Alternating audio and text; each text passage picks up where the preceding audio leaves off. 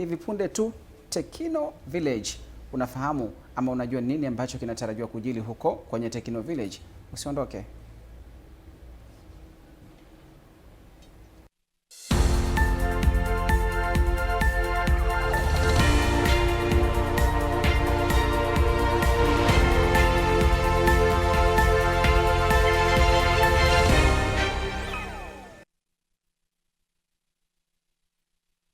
Chetu cha Tekino Village tunaarifiwa kuwa kutoka kwenye uvuvi kama shughuli za watu wa kipato cha chini, sasa ni uwekezaji wa mamilioni ya pesa, shughuli ambayo wakazi wa mwambao wa Ziwa Victoria katika jiji la Mwanza wameifanya kuwa ya kisasa zaidi kwa kuanzisha ufugaji wa samaki na kutengeneza fursa kwa vijana na jamii kwa ujumla wake. Tungane na mwenzetu Hassan Omar kutoka Mwanza akitupitisha kunako Tekino Village. Wengi sana hii fursa wameshaiona, na kila siku ya Mungu watu wanaongezeka kuomba mikopo za halmashauri, wanaongezeka na kuomba mikopo wizarani, wanaongezeka na kuomba taasisi hizi za kifedha. Watu wanaomba ni kila siku. Kwa sasa hivi fursa ipo na nashukuru Mwenyezi Mungu, nchi yetu kwa sasa hivi inatangaza haya masuala ya ufugaji kwenye vizimba. Na ndio maana kila siku watu wanazidi kuongeza vizimba. Kila siku ya Mungu na vijana pia wapo wanajishughulisha, na kila siku tunakutana na watu tofauti tofauti wanatuuliza kuhusu ufugaji, na yeye pia wanatamani kuingia na tangiepo natamani kuingia. Wengine huwaingia wakiwa na mtaji mdogo, tunawaelekeza mtaji wenu mliokuwa nao, anzeni na keji ya samaki wachache, baadaye mnapanda kidogo kidogo, mwisho wa siku mnafika hatua kubwa kama wenzenu pia. Zamani tulikuwa tunaona wananufaika, lakini tulikuwa hatujui namna gani watu wananufaika, lakini tunashukuru sasa tukapata elimu na kwa namna gani tunanufaika. Mimi ni mwenyekiti wa kikundi cha Fish for Life Group. Sisi kikundi chetu kimenufaika na kiasi cha shilingi milioni 100 na tumefanikiwa kufanya uwekezaji wa vizimba.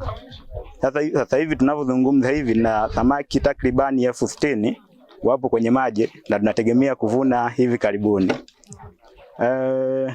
Shughuli zetu tunafanyia Yumiro. Katika shughuli zetu tunashukuru Mungu, mradi huu umeweza kutunufaisha katika shughuli mbalimbali na tukafanikiwa kupata kipato. Sasa hivi tumefungua kampuni ambayo inaitwa Aqua Plus. Tunatamani kampuni yetu jihusishe zaidi na masuala haya ya aquaculture na masuala mengine ambayo yapo ndani ya nchi yetu, na tunatamani zaidi tuweze kujipanua kiuchumi ili mwisho wa siku tuwe mabilionea katika nchi hii. Kwa hii fursa ya vizimba, mimi nimenufaika kwa ushonaji wa neti. Tunashona neti hapa, tunalipwa. Ni mradi ambao umetupa fursa sisi vijana. Fursa bado zipo nyingi sana kwenye tasnia yetu hii.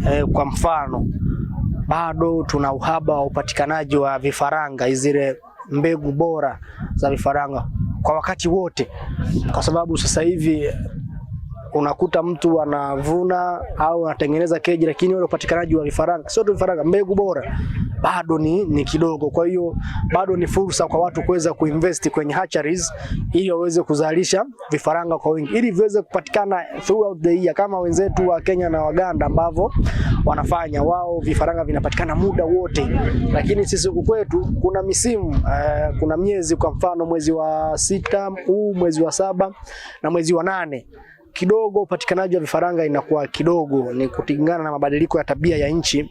Maana yake maji kidogo yanakuwa ya baridi, kwa hiyo ile growth rate ya samaki inashuka, feeding response kwa samaki inashuka, lakini vile vile ile utagaji wa mayai kwa samaki unashuka. Kwa hiyo ni mazingira ambayo inabidi endelee kuboreshwa. Kwa ni fursa kwa watu kuweza kuwekeza huko kwenye hatcheries, ili hao mazingira ambao kama maji ni ya baridi matengeneza tunasema modern hatcheries, ili vifaranga viweze kuzalishwa mara kwa mara.